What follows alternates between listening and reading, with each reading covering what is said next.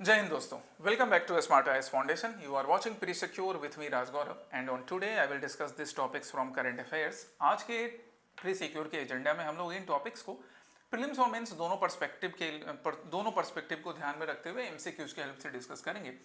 तो जो पहला टॉपिक आज होगा वो होगा अर्टीमेसिनिन। अर्टीमेसिनिन एक टर्म जो कि न्यूज में है। सबसे पहली बात हमें समझने के लिए क्या है कि अर्टीमेसिनिन है क्या। क्या ये किसी साइंटिफिक डेवलपमेंट से रिलेटेड है या किसी बीमारी की दवा है। तो yes, artemisinin is used to treat malaria. अब इसका रेलेवेंस क्या है, क्या सिग्निफिकेंस है, क्या एग्जामिनेशन पर्सपेक्टिव से इंपॉर्टेंट फीचर्स हैं, वो सारे पॉइंट्स हम आज डिस्कस करेंगे। सेकेंड होगा international centre for theoretical physics prize. लंबा सा नाम, लेकिन ये लंबा सा नाम, ये थ्योरेटिकल फिजिक्स प्राइज जो है या international centre for theoretical physics prize है, ये बड़ा रेलेवेंट है। डेवलपिंग नेशंस के रिसर्चर्स को एनकरेज करने के लिए, उन्हें सम्मानित करने के लिए दिया जाता है। तो एक पॉइंट तो तुम्हें यहीं से मालूम पड़ गया, इसके बाकी सारी डिटेल्स पे आज हम डिस्कस करेंगे। Third would be project suncatcher. पहले भी डिस्कस हुआ है, आज अगेन हम इससे एग्जामिनेशन रिलेटेड इंपॉर्टेंट इसके जो भी फैक्ट्स फिगर्स हैं, जो सारी बातें हमें एग्जामिनेशन से रिलेटेड इंपॉर्टेंट मालूम होनी चाहिए साइंस एंड टेक्नोलॉजी वाले सेक्शन में, वो आज हम डिस्कस करेंगे। फोर्थ टॉपिक होगा United Nations Alliance of Civilization. एक बड़ा अच्छा टर्म, एक बड़ा अच्छा इनिशिएटिव जो न्यूज में रहा, जो ग्लोबल लेवल पे सिविलाइजेशन को प्रोटेक्ट करने के लिए, उनके कल्चर्स को प्रिजर्व करने के लिए, आगे प्रमोट करने के लिए बनाया गया है। कौन कौन से देश इसके पार्टिसिपेंट हैं, कैसे ये वर्क करता है, ये सारी details. And then a military exercise जिसका नाम है एक्सरसाइज एकाथा। कौन से दो देशों के बीच में होता है, क्या इसके फीचर्स हैं, ये सारे हम डिस्कस करेंगे। फिर उसके बाद होगा प्रैक्टिस क्वेश्चन आपके लिए कल वाला एंड आज के नए practice question. Okay, so come to the very first topic. सबसे पहला टॉपिक अर्टीमेसिनिन पर है।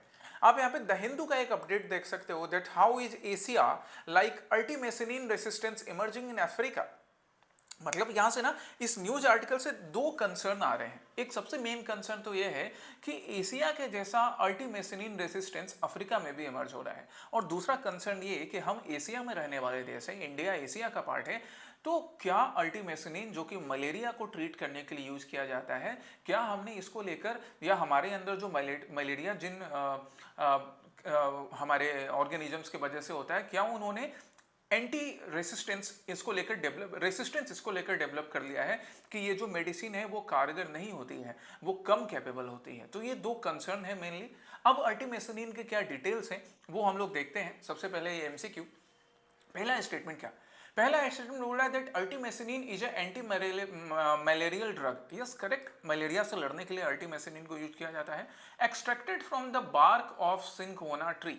सिंकोना मतलब दालचीनी है ना, वो गरम मसाले में आता है ना दालचीनी। लोग गरम मसाला खाने में भी डालकर बनाते हैं, कई लोग चाय में भी सिंकोना डालकर पीते हैं। तो सिंकोना के या दालचीनी के बार्क से अर्टीमेसिनिन को एक्सट्रैक्ट किया जाता है एंटी मलेरियल ड्रग के रूप में। एक्चुअली ये स्टेटमेंट पार्सली करेक्ट है। एंटी मलेरियल ड्रग तो है, लेकिन सिंकोना ट्री से नहीं एक्सट्रैक्ट किया जाता है। सिंकोना से एक दूसरा एंटी मलेरियल ड्रग एक्सट्रैक्ट किया जाता है जिसका नाम है क्विनीन, अर्टीमेसिनिन नहीं। That's why this is wrong. Artemisinin एक दूसरे हर्ब से एक्सट्रैक्ट किया जाता है, इससे, जिसका नाम है अर्टीमेसिया एनुआ, इससे एक्सट्रैक्ट किया जाएगा। Okay, second statement, it is primary effective against the malarial parasite Plasmodium falciparum the most deadly form of the disease. Just correct, ये इसके अगेंस्ट इफेक्टिव माना जाता है and that's why most deadly form of disease से भी लड़ने के लिए हमारे पास दवा है, लेकिन इस दवा के अगेंस्ट में रेसिस्टेंस डेवलप करने का काम मलेरिया के पैरासाइट्स कर रहे हैं। तो ये एक कंसर्न है हमारे हेल्थ रिसर्चर्स का। ऐसा इस वजह से होता है ना क्योंकि हम काफ़ी ज़्यादा ओवरडोज लेने लग जाते हैं मेडिसिन का। ये सबसे ज़्यादा ऑब्जर्व किया गया, अभी तो मलेरिया के केस में ऑब्जर्व किया ही गया है, ये ऑब्जर्व किया गया सबसे ज़्यादा टीबी के केस में, ये ऑब्जर्व किया गया पैरासीटामोल या फीवर की बीमारी, फीवर की दवा खाने के लिए, या फिर जो सर्दी जुकाम होता है उस केस में। हमें थोड़ा सा सर्दी जुकाम होता है और उसके बाद हम तुरंत दवा खा लेते हैं, या फीवर के केस में या बॉडी एक के केस में धीरे धीरे हमारे बॉडी में वो जो भी ऑर्गेनिजम्स होते हैं ना, चाहे वो पैरासाइट हो, बैक्टीरिया हो, वायरस हो, जो भी हो, वो धीरे धीरे रेसिस्टेंस डेवलप करने लगते हैं और फिर आगे जाके दवा कारगर नहीं साबित होती है। So that's really a concern. Okay, third statement, the WHO recommend its as a monotherapy used alone due to its rapid action. ये स्टेटमेंट वैसे तो रॉन्ग है, इसलिए रॉन्ग है क्योंकि WHO इसके मोनोथेरेपी को नहीं सजेस्ट करता है, सिर्फ अकेले यूज करने नहीं सजेस्ट करता है। और यहाँ पे ना तुम्हें अपना कॉमन सेंस अप्लाई करना भी सीखना है कि एक डिजीज, एक मेडिसिन जिसको लेकर पैरासाइट्स या जो भी ऑर्गेनिज्म है वो रेसिस्टेंस डेवलप करना है, रेसिस्टेंस डेवलप कर रहा है, तो फिर मोनोथेरेपी से फायदा होगा क्या? नहीं फायदा होगा। मोनोथेरेपी से तब फायदा होता है जब कोई भी ऑर्गेनिज्म उसके अगेंस्ट रेसिस्टेंस डेवलप नहीं कर रखा है, यहाँ रेसिस्टेंस डेवलप कर रहा है। दैट्स वाई मोनोथेरेपी से फायदा नहीं है, इसको 2-3 मेडिसिन के साथ यूज करने से तब फायदा होता है। जैसे सिंपली अगर आपको सर्दी जुकाम है तो आप सिर्फ अदरक को गर्म पानी में डालकर पियो, उससे कम फायदा होगा। उससे बेहतर आप अदरक, लौंग, इलायची, थोड़ा सा गुड़ गर्म पानी में बॉईल करके पियो, तुलसी के लीव्स डालकर, तो ज़्यादा फायदा होगा। तो वो हो गया मल्टी थेरेपी, मतलब बाकी हर्ब्स को भी आपने साथ में यूज किया। सेम ऐसा ही अल्टीमेसिनिन के केस में है। ओके, समझ में आ रहा है? 1 and 3 are wrong. Fourth, the discovery of artemisinin led to the Nobel Prize in Physiology or Medicine for the Chinese scientist Tu Youyou in 2015. ये एक सिंपल सा फैक्ट है, याद रखिएगा कि हमारे चाइनीज रिसर्चर्स को, चाइनीज साइंटिस्ट को, जिनका नाम टू योयोयू है, इनको 2015 में नोबेल प्राइज इन मेडिसिन से सम्मानित किया गया था। किसके डिस्कवरी के लिए? अल्टीमेसिनिन की डिस्कवरी के लिए। हमें करेक्ट ढूंढना था। करेक्ट कौन कौन से हैं? 2 and 4। इनकरेक्ट ढूंढना होता तो हम 1 and 3 चूज करते हैं। ठीक है, चलिए। सो अल्टीमेसिनिन एक एंटी मलेरियल ड्रग जिसको डिराइव किया जाता है अल्टीमेसिया एनुआ नाम के इस हर्ब से। ये आप यहाँ पे पिक्चर में देख रहे हो। ये कैसे वर्क करता है? तो it targets the parasite during the blood stage. Blood stage मतलब जब वो पैरासाइट हमारे ब्लड सेल्स में रेप्लिकेट करने का, फैलने का काम करता है। मतलब आप उसको तभी टारगेट कर दे रहे हो, तभी रोकने की कोशिश कर रहे हो, वो रेप्लिकेट नहीं किया है अभी तक, इट मीन्स जल्दी से जल्दी मरीज को लाभ मिलेगा। Right, and so it reacts with iron inside the parasite to create free radicals, और ये फ्री रेडिकल्स धीरे धीरे उन पैरासाइट को मार देते हैं, मरीज का इलाज हो जाता है। अल्टीमेसिनिन के बारे में हम और बात करें तो शॉर्ट हाफ लाइफ होता है, it works fast but leaves the body with in hours. मतलब बहुत कम समय में ये काम तो कर लेता है, लेकिन जल्द ही इसका जो प्रभाव है, इसका जो इफेक्ट है वो कम होने लगता है। एंड दैट्स वाई अगर सिर्फ अकेले यूज किया जाएगा तो हमारा पैरासाइट हो सकता है सर्वाइव कर ले, क्योंकि ये काम फास्ट कर रहा है लेकिन बहुत जल्दी खत्म हो जा रहा है। तो पैरासाइट अगर रेसिस्टेंस डेवलप कर रहा है तो आगे जाके वो फिर से खड़ा होगा, फिर से मरीज को हार्म पहुंचाएगा। दैट्स वाई अल्टीमेसिनिन को दूसरे मेडिसिन के साथ मिलाकर कॉम्बिनेशन थेरेपी के रूप में या मल्टी थेरेपी के रूप में यूज किया जाता है। ओके, चलिए, ये आप यहाँ पे एक AI जनरेटेड पिक्चर से भी समझ सकते हो कि अल्टीमेसिनिन का डेवलपमेंट यहाँ समझाया गया है। आगे भी मैंने यहाँ पॉइंट में भी लिख दिया है, पहले इस पिक्चर्स को देख लो। 1960s की बात हो रही है, AI ने बड़े अच्छे से जनरेट किया है इस कमांड के अकॉर्डिंग कि 1960s में वियतनाम वॉर का जब टाइम चल रहा था ना, तो जो हमारे US के सोल्जर्स हैं या बाकी वियतनाम के सोल्जर्स हैं, वो कॉम्बैट के थ्रू या गोली लगने से कम मर रहे थे, ज़्यादा किससे मर रहे थे? मलेरिया की वजह से। और तभी जो मलेरिया को ट्रीट करने के लिए जो मेडिसिन था, क्लोरोक्वीन नाम का ये मेडिसिन, ये उतना इफेक्टिव नहीं हो रहा था। अब जब ये इफेक्टिव नहीं हो रहा था तो उसी टाइम में यूज स्टार्ट होता है किसका? अल्टीमेसिनिन का। हालांकि अल्टीमेसिनिन को आगे जाके मेडिकल ट्रायल्स करना, इसको सक्सेसफुल मेडिकल ट्रायल से इम्प्लीमेंट करवाना, ये काम तो काफ़ी बाद में हुआ, लेकिन यूज तभी से स्टार्ट हो गया था। और कहा जाता है कि इसी यूज को आगे कंटिन्यू करने का काम किया था हमारे साइंटिस्ट टू योयोयू ने, जिनको आगे जाके नोबेल प्राइज से भी सम्मानित किया गया। इन्होंने ये चीज दिखाया कि अल्टीमेसिनिन जो ड्रग है ना, it is effective only when processed with cold water, not with heat water. मतलब ये जो हमारा हर्ब है, इस हर्ब को अगर हम कोल्ड वाटर के थ्रू प्रोसेस करें तो ये ज़्यादा इफेक्टिव होगा। लोगों के मन में ये जो जनरली मिसकंसेप्शन होता है कि हर्ब को उबाल कर पियेंगे तो फायदा होगा, उस केस में ये इनइफेक्टिव हो जाता है। कोल्ड वाटर में अल्टीमेसिनिन ज़्यादा इफेक्टिव होता है, ये चीज़ इन्होंने साबित कर दिया आगे जाकर। ठीक है, ये थी अल्टीमेसिनिन की ओरिजिन की कहानी। नेक्स्ट टॉपिक पर आते हैं। नेक्स्ट टॉपिक है 2025 का ICTP प्राइज। ICTP प्राइज जो कि इमर्जिंग साइंटिस्ट को, आप यहाँ देख सकते हैं, इन दोनों को सम्मानित किया गया है, ये दो इमर्जिंग साइंटिस्ट। और गर्व की बात है, प्राउड का मोमेंट है कि ये दोनों इंडिया से हैं। डेवलपिंग नेशन के इमर्जिंग साइंटिस्ट को जो अभी ग्रो कर रहे हैं, उनको ICTP प्राइज से सम्मानित किया जाता है। ये रखा जाता है, ये एक क्राइटेरिया ही है कि डेवलपिंग नेशंस के साइंटिस्ट को सम्मानित किया जाएगा। डेवलप्ड नेशंस में ऑलरेडी कई एनकरेजमेंट मिलते हैं, डेवलपिंग नेशंस में एनकरेजमेंट मिलना चाहिए। इन दोनों को सम्मानित किया गया है कौन से वर्क के लिए? क्वांटम कंप्यूटिंग या क्वांटम टेक्नोलॉजी में इनके कॉन्ट्रीब्यूशन के लिए। ओके, चलिए, अब हमें यहाँ इनकरेक्ट ढूंढना है, ये भी हम ध्यान रखेंगे। पहला statement, the 2025 prize was jointly awarded to 2 Indian physicist, Titas Chand and Sthitadhi Roy. Yes correct, इन दोनों साइंटिस्ट को, इन दोनों इंडियन फिजिसिस्ट को इस बार सम्मानित किया गया। The award recognises outstanding and original contribution, obviously original contribution को ही रिकॉग्नाइज किया जाएगा, to physics by young scientist from developing countries. ये बात तो मैंने तुम्हें समझाया ही, डेवलपिंग कंट्रीज से ही अवार्ड के लिए रिकॉग्नाइज किया जाता है, करेक्ट है। It is awarded annually by the International Center for Theoretical Physics and is dedicated each year to the memory of a distinguished scientist। ये बड़ा एक यूनिक पॉइंट है, ये भी करेक्ट है कि ये हर साल सम्मानित तो किया जाता है, एनुअल अवार्ड है, लेकिन ध्यान ये रखा जाता है कि हर साल जब अवार्ड दिया जाएगा ना, तो वो एक पुराने डिस्टिंग्विश साइंटिस्ट को डेडिकेटेड होगा, उनकी मेमोरी में दिया जाएगा कि भाई आपने जो काम किया था आज से कई साल पहले, उसने इस साल के अवार्डी को इंस्पायर किया। ये रखा जाता है यहाँ पे कॉन्सेप्ट। तीनों स्टेटमेंट करेक्ट है, बट हमें इनकरेक्ट ढूंढना था, तो आंसर क्या होगा? नन, क्योंकि सारे करेक्ट थे।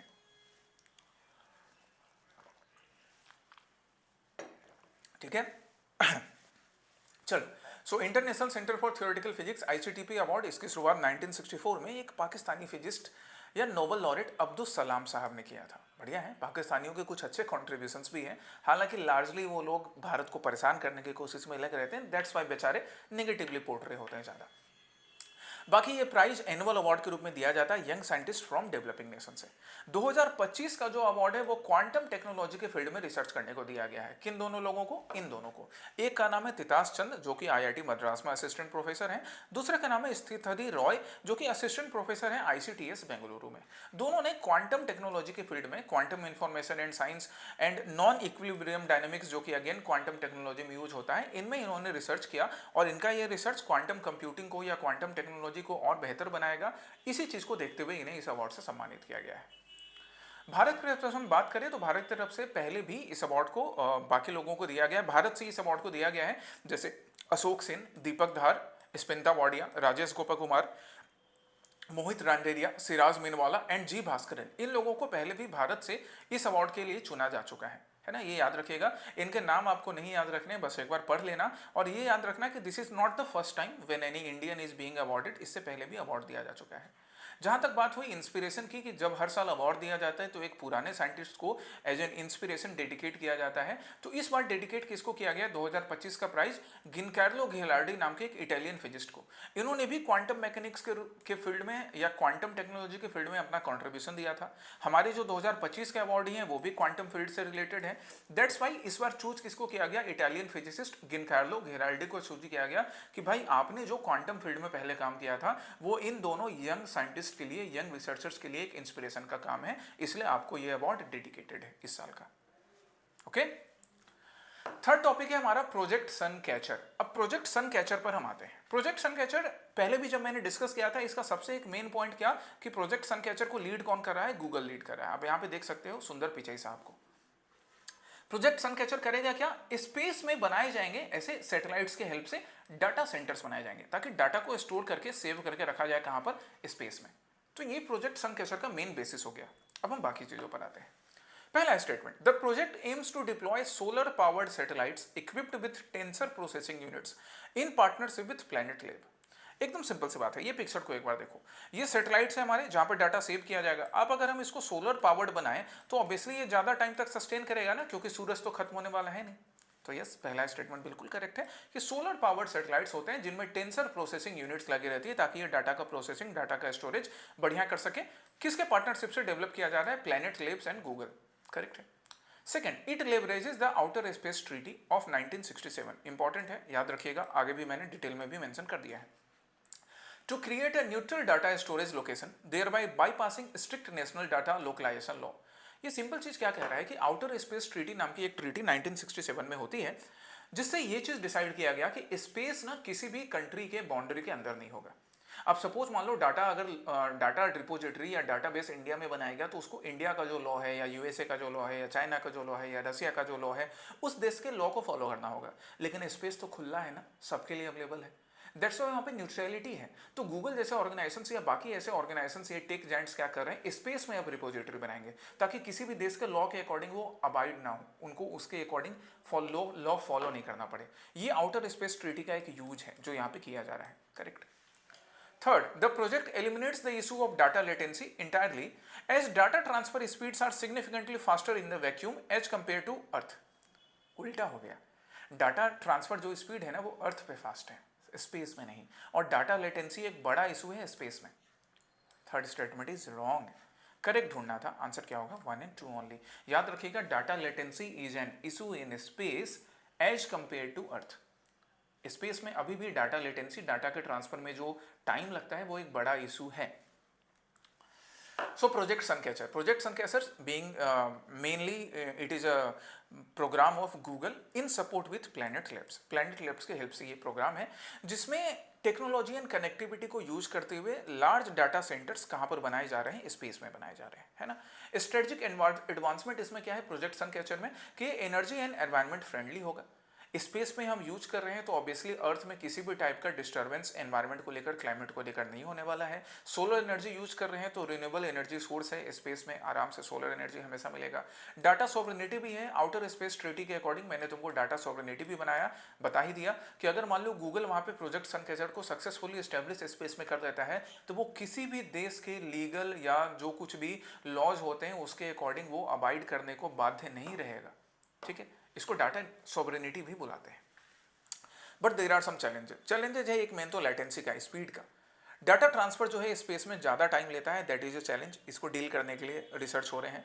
मेंटेनेंस का, स्पेस में एक बड़ा चैलेंज है कि जो सैटेलाइट्स आपने बनाए हो सकता है वो एक बार में डिफंक्ट हो जाए, काम करना बंद कर दे। और जब काम करना बंद कर देंगे तो वहाँ पे टेक्नीशियन को हम ऐसे डायरेक्ट फ़ोन लगाकर बाइक से या साइकिल से नहीं बुला लेंगे, बड़ी दिक्कत हो जाएगी। एंड साइबर सिक्योरिटी, ये बड़े चैलेंजेज हैं प्रोजेक्ट सनकैचर को लेकर। बट इसके बाद भी कई ऐसे इंडस्ट्रीज हैं गूगल के अलावा जो प्रोजेक्ट सनकैचर जैसे सिमिलर ऐसे प्रोजेक्ट्स पे काम कर रहे हैं ताकि स्पेस में डाटा स्टोर किया जा सके। जैसे एनवीडिया का काम है ना। सैम अल्टमैन ओपन एआई पे वर्क कर रहा है। जेफ बेजोस ने ब्लू ओरिजिन बनाया है। तो there are many such units, many such technological giants जो कि इस एफर्ट में, इस डायरेक्शन में काम कर रहे हैं, राइट। अब हम आते हैं नेक्स्ट टॉपिक पर। चलिए, तो फोर्थ टॉपिक है हमारा United Nations Alliance of Civilisation को लेकर। United Nations Alliance of Civilisation, आप यहाँ पे देखो आकाशवाणी या ऑल इंडिया रेडियो का अपडेट देख सकते हो that India reaffirms ideals of Vasudhaiva Kutumbakam at the 11th UNAOC forum in Riyadh. India ने अगेन ये चीज रीअफर्म किया कि भाई हम वसुधैव कुटुंबकम, आज भी मैं क्लास में जब ये डिस्कस कर रहा था कि वसुधैव कुटुंबकम भले हमने कॉन्स्टिट्यूशन में नहीं लिखा हो पर इट इज इनहेरेंट हमारे ना इंडिया के फिलॉसफी में या इंडिया के एफर्ट्स में, इंडिया के डिप्लोमेसी में वसुधैव कुटुंबकम इनहेरेंट है कि हम ये बिलीव करते हैं कि पूरे वसुधा पे रहने वाले लोग, पूरे अर्थ पे रहने वाले लोग एक परिवार का पार्ट है। यही होता है वसुधैव कुटुंबकम। वसुधा मीन्स अर्थ, कुटुंब मीन्स परिवार। Vasudhaiva Kutumbakam means whole world is one family, है ना। ऐसे करके याद करना, डायरेक्ट सिर्फ इंग्लिश ट्रांसलेशन याद करने से काम नहीं चलेगा, ऐसे पूरा याद रखिएगा, ठीक है। चलिए, सो पहला statement, the UNAOC was established in 2005 as a political initiative co-sponsored by the government of Spain and Turkey। कुछ नहीं पता है अभी। वैसे ये स्टेटमेंट करेक्ट है बट ये अभी तक मुझे नहीं पता है सही है या गलत है, तो मैंने इसको छोड़ दिया। मैं सेकंड पे आता हूँ। The organisation functions on 4 pillars of action: education, youth, migration and media. अब जरा तुम कॉमन सेंस लगाओ, ऑर्गेनाइजेशन का नाम है United Nations Alliance of Civilisation, तो किसी भी सिविलाइजेशन को प्रिजर्व, प्रोटेक्ट, प्रमोट करने के लिए हमें एडुकेशन, यूथ इंकरेजमेंट, माइग्रेशन के प्रॉब्लम को सही से हैंडल करना एंड मीडिया की जरूरत पड़ती है। मीडिया मतलब मीडिया का पॉजिटिव मैनेजमेंट, मीडिया को गवर्नमेंट का बस क्या बोलते हैं उसे, माउथ पीस नहीं बनाए देना। तो सेकंड इज करेक्ट, यस ये करेक्ट है। Third, the phrase Vasudhaiva Kutumbakam, the whole world is one family, often cited by India in such forums, is derived from Mundaka Upanishad. नहीं, मुंडक उपनिषद से क्या लिया गया है? वहां से लिया गया है सत्यमेव जयते। वसुधैव कुटुंबकम कौन सा उपनिषद से? बताओ जरा, मैं 1 सेकंड के लिए पॉज हो रहा हूं, जल्दी से बताओ। यस, महा उपनिषद से। सो थर्ड स्टेटमेंट रॉन्ग हो गया। 2 करेक्ट है, थर्ड रॉन्ग है। नॉट करेक्ट वाला ढूंढना है। तो हमारा आंसर देखो, जहां जहां पे 2 है हम उसको रिजेक्ट कर देते हैं। इसको रिजेक्ट कर दिया हमने, इसको रिजेक्ट कर दिया हमने। अब हमारे पास बच रहा है 3 ओनली एंड 1 and 3 ओनली। अब यहाँ पे अभी फंस गया, आपको ये वाला फैक्ट मालूम होना चाहिए। सिंस ये स्टेटमेंट करेक्ट है इसलिए आपका आंसर क्या होगा? 3 ओनली। नॉट करेक्ट के लिए 3 ओनली। UNAOC को 2005 में स्पेन और टर्की ने मिलकर बनाया था, ठीक है। हालांकि इसमें UN के जो सेक्रेटरी जनरल थे कोफी अन्नान साहब, उनका भी बड़ा इंपॉर्टेंट रोल है। मेनली को स्पॉन्सर करने का काम स्पेन एंड टर्की ने किया, बट यूएन सेक्रेटरी जनरल का भी इंपॉर्टेंट रोल रहा था। हेडक्वार्टर इसका न्यूयॉर्क यूएसए में है। इसका मेन मैंडेट या मेन ऑब्जेक्टिव क्या है, एक सॉफ्ट पावर टूल के रूप में वर्क करना, so that different culture, different religion, different region, different देश के लोग एक साथ आ सकें और एक्सट्रीमिज्म को या पोलराइजेशन को अवॉइड किया जा सके। ये मेन इसका ऑब्जेक्टिव है, मेन मैंडेट है। 4 पिलर्स ऑफ एक्शन या मेन 4 पिलर्स पे ये वर्क करता है। Education, youth encouragement, right, migration. Migration एक बड़ा इशू है, क्योंकि माइग्रेशन को अगर अच्छे से डील नहीं किया जाए ना, तो दो देशों के बीच के रिलेशन खराब हो सकते हैं, दो रिलीजियस ग्रुप्स के बीच के रिलेशन खराब हो सकते हैं। And then media, hate speech को कॉम्बैट करना, फेक न्यूज को कॉम्बैट करना, है ना, women as peace mediators use करना, ये सारी चीजें मीडिया का एक इंपॉर्टेंट रोल होता है। तो इन 4 पिलर को यूज करके United Nations Alliance of Civilisation work करता है। फंडिंग की बात करें तो वॉलंटरी कंट्रीब्यूशन होता है मेंबर स्टेट से, इंटरनेशनल ऑर्गेनाइजेशन से, प्राइवेट सेक्टर से, जो नॉर्मली एक फंडिंग का तरीका होता है। इंडिया की बात करें तो इंडिया इसका पार्ट है और वसुधैव कुटुंबकम की फिलॉसफी पे भी बिलीव करता है, जो कौन से उपनिषद से लिया गया तुम जानते हो, महाउपनिषद से। साथ ही साथ सर्वधर्म सद्भावना भी हमारे फिलॉसफी का पार्ट है, and that's why India is actively participating in platforms like United Nations Alliance of Civilisation. Okay, fifth topic, exercise Ekatha. किन दो देशों के बीच में, तो मालदीव और इंडिया के बीच में एक्सरसाइज एकाथा। और कौन सा एक्सरसाइज है, तो नेवल एक्सरसाइज है, क्योंकि इंडियन नेवी पार्टिसिपेट कर रही है। चलो आ जाते हैं। अच्छा, एक और चीज इस न्यूज क्लिपिंग से ध्यान दो, एनुअल बायलैटरल एक्सरसाइज। चलिए, अब पहला statement, it is a biannual maritime exercise. Biannual तो नहीं है, अभी हमने यहां पर देखा इस न्यूज क्लिपिंग में ही कि ये कौन सा एक्सरसाइज है, एनुअल है, मतलब हर साल किया जाता है, बायएनुअल नहीं। रॉन्ग हो गया। Between India and Maldives focused on interoperability in diving and special operations। Second part correct है कि इंडिया और मालदीव के बीच किया जाता है स्पेशली इंटरऑपरेटिबिलिटी, एक दूसरे की ऑपरेटिबिलिटी को चेक करना, स्पेशली स्पेशल ऑपरेशंस के केस में, डिजास्टर मैनेजमेंट के केस में या कोस्टल सिक्योरिटी के केस में, पर हर साल किया जाता है, बायएनुअल नहीं है। सो पहला रॉन्ग हो गया। Second, the 8th edition of the exercise was held in December 2025 in Maldives. Yes, it is correct. It was established in 2017 to enhance bilateral maritime cooperation. Again, it is correct. 2017 से इसकी शुरुआत हुई थी। हमें correct ढूंढना है, answer क्या होगा, बी, 2 and 3 ओनली। मालदीव को आप यहाँ मालदीव का लोकेशन देख सकते हो मैप पर, तो एक बार इस मैप को स्टडी कर लो कि मालदीव कहाँ पर है, मालदीव का कैपिटल वगैरह, इंडियन ओशन में अरेबियन सी में इसका लोकेशन क्या है। एक और चीज़ तुम ढूंढना, तुम्हारे लिए टास्क है कि मालदीव और इंडिया को कौन सा लाइन डिवाइड करता है, ठीक है, 9 degree channel, 8 degree channel, 10 degree channel, कौन सा चैनल इंडिया और मालदीव को डिवाइड करने का काम करता है। ये तुम्हारे लिए एक प्रैक्टिस क्वेश्चन हो गया, इसका आंसर तुम मुझे कमेंट सेक्शन में करोगे। एक्सरसाइज एकाथा पे आते हैं, तो एक एनुअल एक्सरसाइज नेवल एक्सरसाइज है जिसमें इंडियन नेवी एंड मालदीव की नेशनल डिफेंस फोर्स पार्टिसिपेट करती है। 2017 से इसको किया जा रहा है। डाइविंग ऑपरेशंस, असिमेट्रिक वॉरफेयर, है ना, असिमेट्रिक वॉरफेयर मतलब अनकन्वेंशनल थ्रेट से डील करने के लिए, टेररिज्म हो गया, इन सारी चीज़ों से डील करने के लिए या पायरेसी से डील करने के लिए, एक्सप्लोसिव हैंडलिंग, हेलीबॉर्न ऑपरेशंस, इन सारी चीज़ों पे इंडियन नेवी एंड मालदीव की नेवी साथ में मिलकर एक्सरसाइज करती है। 2025 इसका 8th एडिशन है, जिसको रिसेंटली कहाँ कंक्लूड किया गया, मालदीव में। मालदीव की ज्योग्राफी की बात करें तो मालदीव एक आर्किपेलागो है, छोटा सा देश है, इंडियन ओशन वाले रीजन में पड़ेगा, कैपिटल माले है, 1200 स्मॉल कोरल आइलैंड से मिलकर बनता है मालदीव। बड़ा स्ट्रेटजिक है, छोटा सा देश है बट स्ट्रेटजिक है, क्योंकि ग्लोबल शिपिंग रूट यहाँ से होकर पास करता है। इंडियन ओशन रीजन में स्ट्रेटजिक लोकेशन है, दैट्स व्हाई हम इन छोटे छोटे देशों के साथ भी अपना इंपॉर्टेंट रिलेशन बना के रखते हैं। जो प्रैक्टिस क्वेश्चन मैंने दिया था उसका आंसर तो खैर यहाँ पर मेंशन है, बट अगर तुमने तभी आंसर ढूंढ लिया हो तो अच्छी बात है। इंडिया एंड मिनिकॉय जो it is separated from India by the 8 degree channel. India and Maldives कौन से चैनल से सेपरेट होते हैं, 8 डिग्री चैनल से।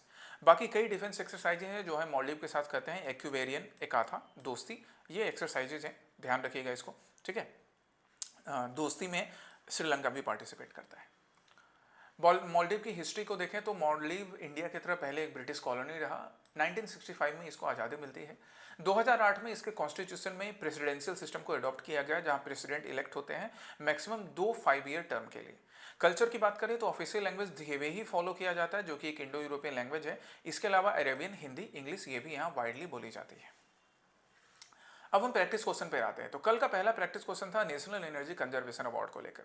नेशनल एनर्जी कंजर्वेशन अवार्ड जो कि ministry of new and renewable energy नहीं बल्कि मिनिस्ट्री ऑफ पावर के अंदर ब्यूरो ऑफ एनर्जी एफिशिएंसी देने का काम करता है। तो पहला स्टेटमेंट तो हो गया wrong. A new award category for digital content creators and influencers was introduced in 2025. Yes, it is correct. Influencers के लिए या digital content creators के लिए एक नया कैटेगरी ऐड किया गया था ताकि एनर्जी एफिशिएंसी को प्रमोट किया जा सके। स्टेट लेवल पे, यूनियन टेरिटोरी लेवल पे, लोकल लेवल पे भी या इंडस्ट्रियल लेवल्स पे एनर्जी एफिशिएंसी को प्रमोट किया जा सके इन इन्फ्लुएंसर्स के हेल्प से या कंटेंट क्रिएटर्स के हेल्प से। Third, the award ceremony is held on December 14th to mark the national energy conservation day. यहाँ से एक और चीज हमें समझ में आ गया कि national energy conservation day December 14 को मनाया जाता है। Yes, it is correct. 2 and 3 are correct. Answer होगा हमारा क्या? बी। ठीक है, बाकी नेशनल एनर्जी कंजर्वेशन अवार्ड इसको देने का काम बीईई मिनिस्ट्री ऑफ पावर के अंडर करता है। मेन ऑब्जेक्टिव है to recognise and encourage industrial unit, institutions, states, union territory for energy conservation and better use of energy. दूसरा प्रैक्टिस क्वेश्चन था मनरेगा के ऊपर। तो मनरेगा महात्मा गांधी नगर जो हमारा रूरल एम्प्लॉयमेंट गारंटी स्कीम है, इसको 2005 में इनेक्ट किया गया और 2009 में यूपीए गवर्नमेंट ने इसका नाम बदलकर Mahatma Gandhi national rural employment guarantee act कर दिया था। Correct. Section 3(1) of the MNREGA act provides not less than 100 days work per rural household in a financial year. ये भी करेक्ट है। ये सेक्शन 3(1) को याद रखेगा आप, सेक्शन 3(1) को याद रखेगा। मेंस के आंसर लिखने में ऐसे ऐसे फिगर्स, ऐसे ऐसे फैक्ट्स लिखने जरूरी है। इसी सेक्शन 3(1) के अकॉर्डिंग साल में कम से कम 100 not less than 100 days of work ensure किया गया। हालांकि यहाँ पर एक प्रैक्टिकल चैलेंज आता था कि मनरेगा का जो पोर्टल था या मनरेगा का जो हम वेबसाइट बोले, वहां पे अपर लिमिट 100 दिन का फिक्स था। तो 100 दिन होने के बाद अगर मान लो किसी को 110 दिन का काम देना है ना, तो पोर्टल में आगे के 10 दिन का अपडेट ही नहीं हो पाता था। That was a practical challenge with the portal of with the website of MNREGA. इस प्रैक्टिकल चैलेंज को अब दूर कर दिया जाएगा। सेकेंड करेक्ट है, फर्स्ट भी करेक्ट था। Third, every scheduled tribe household in a forest area is entitled to have 150 days of work under MNREGA. ये भी करेक्ट है। मनरेगा में एक स्पेशल कॉन्सेशन ये भी था कि जो भी शेड्यूल्ड ट्राइब्स हैं, फॉरेस्ट एरिया में रहने वाले शेड्यूल्ड ट्राइब्स, उनको 150 दिन का वर्क मिलेगा। हालांकि यहाँ पे कुछ रिस्ट्रिक्शंस थे कि भाई उनकी प्रॉपर्टी नहीं होनी चाहिए, फॉरेस्ट राइट होगा वो चलेगा, forest right is admissible, but बाकी प्रॉपर्टीज नहीं होनी चाहिए, ये भी एक क्राइटेरिया था। सो यहाँ पे तीनों स्टेटमेंट हमारे करेक्ट हैं। हमें इनकरेक्ट ढूंढना था, तो नन आंसर होगा डी, क्योंकि तीनों के तीनों तो करेक्ट थे। ठीक है, चलिए पहला प्रैक्टिस क्वेश्चन आज का इंद्रावती रिवर पे। कल ही मैंने इंद्रावती रिवर के बारे में तुमको बताया था कि इंद्रावती रिवर को पढ़ो, इसके मैप को देखो। सो पहला प्रैक्टिस क्वेश्चन इंद्रावती रिवर पे बेस्ड है और दूसरा प्रैक्टिस क्वेश्चन है यूपीएससी सीएससी का एक प्रीवियस ईयर क्वेश्चन जो कि सेंसस के ऊपर पूछा गया था। ये मैंने आज क्यों इंक्लूड किया है, क्योंकि सेंसस अगेन फिर से न्यूज में है। दैट्स वाई मैंने यूपीएससी का ही एक प्रीवियस ईयर क्वेश्चन सेंसस के ऊपर आज तुम्हारे लिए प्रैक्टिस के लिए डाला है। तो ये दोनों आपके आज के प्रैक्टिस क्वेश्चंस हो गए। कल के सेशन में फिर हम लोग मिलेंगे। Till then take care, study well, revise properly. जय हिंद।